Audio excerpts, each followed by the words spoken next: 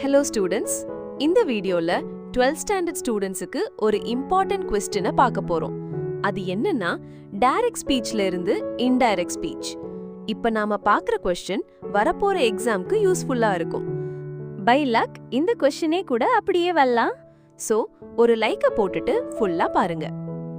இது 12th ஸ்டாண்டர்ட்க்கு மட்டும் இல்ல 8th, 9th, 10th and 11th ஸ்டாண்டர்ட்க்கும் ரொம்ப இம்பார்ட்டன்ட்.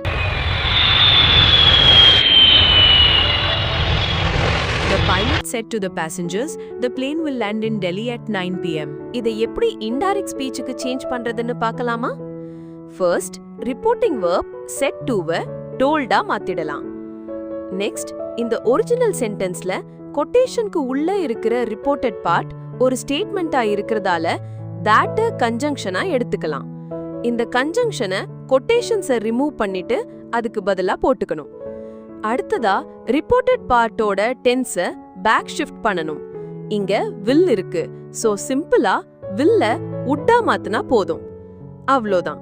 இப்ப ஃபைனல் இன்டைரக்ட் ஸ்பீச் எப்படி இருக்கும்னா The pilot told the passengers that the plane would land in Delhi at 9 p.m. எப்படி ஸ்டூடெண்ட்ஸ்? ரொம்ப சிம்பிளா 3 ஸ்டெப்ஸ்ல டைரக்ட் ஸ்பீச்ல இருந்து இன்டைரக்ட் ஸ்பீச்சுக்கு மாத்திட்டோம்.